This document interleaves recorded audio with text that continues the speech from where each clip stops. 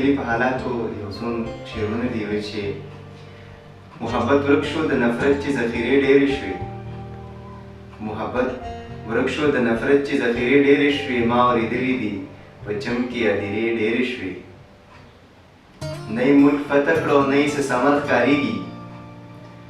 نه یې ملک فتح کړه او نه یې څه ثمر ښکارېږي هسې په نوم که د غازیانو قافلې ډېرې شوې او سبب پرې وکړو چې د خپل ځان قاتلان خپله دي سبب پرې وکړو چې د خپل ځان قاتلان خپله دي